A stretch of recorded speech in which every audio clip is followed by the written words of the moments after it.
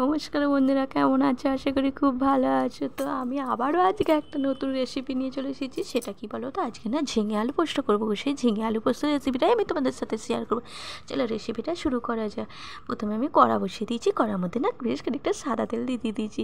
আর একটা কথা, আমাদের না সাদা তেল খাই গো, তোমরা যেমন সর্ষে তেল চাইলে সর্ষে তেল দিতে পারো। আমাদের সাদা তেলটা খায় শাশুড়ি মায়ের জন্য, সেই জন্য আমি সর্ষে তেল দিইনি গো, সাদা তেল দিয়েছি।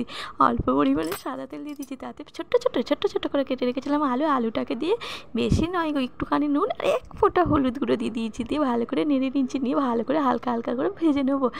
তো তোমরা দেখতেই পাচ্ছ আমি কেমন করে নেড়ে নিয়েছি। তো একটু কেমন মশলা দিয়েছি, একটু একটু নুন হলুদ দিয়ে ভালো করে ভেজে নিচ্ছি। তো ঢাকা দিয়ে দিয়েছি। ঢাকাটা দেওয়ার কারণে না আলুটা অনেকটা পরিমাণে সিদ্ধ হয়ে যাবে।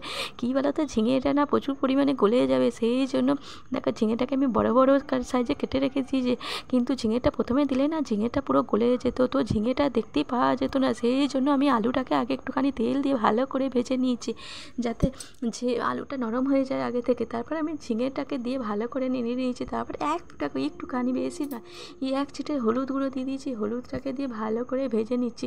ওই ঝিঙেটাকে বা আলুটাকে না একসাথে ভেজে নিতে হবে। তো ভালো করে ভাজা হয়ে গেছে, বেশি জল নয় গো, আমি একটুখানি জল দেবো, কারণ আলুটা সিদ্ধ হয়ে যাবে। আলুটা আমার ভাজতে ভাজতে অনেকটা সিদ্ধ হয়ে গেছে, সেই জন্য আমি এখন একটুখানি জল দিচ্ছি। কারণ পোস্তটা যে গুলবো না, পোস্তটার সাথে এক ছিটে আবারও জল যাবে, বেশি না একটুখানি জল দিতে হবে। তো আমি ঢাকা দিয়ে দিয়েছি, ওইদিকে ঝিঙে আর আলু সিদ্ধ হতে থাক, এদিকে আমি পোস্তটা ভেঙে নিই বলতে আমি গোটা গোটা পোস্ত রান্না করবো। একটুখানি ঠুকে একটুখানি ছাড়িয়ে নিচ্ছি। পোস্তটা দিয়ে দিয়েছি বাটিতে, পোস্তটা দিয়ে একটুখানি জল ছিটে দিয়ে দিয়েছি গো। জল ছিটে দিয়ে ভালো করে এই নোড়ার সাহায্যে ভালো করে ঠুকে দেখো মিহি মতো করে নিয়েছি। তো আজকে না পোস্তটা বাটিনি, তো পোস্তটা আজকে মিহি মতো করে নিয়েছি। তারপর দিয়ে দিয়েছি জল। ওই যে নোড়াটার মধ্যে পোস্তটা লেগেছিলো না, আঙুলে করে চামচে করে যা করে করিয়ে না কেন গলতে চায় না, সেই জন্য জলে দিয়ে একটুখানি নোড়াটাকে নাড়িয়ে নিয়েছি। নেওয়ার পর দেখো এইটাকে দিয়ে দিচ্ছি, কী বলো তো, বেশি নয় গো, একটুখানি লঙ্কা গুঁড়ো দিয়ে দিচ্ছি।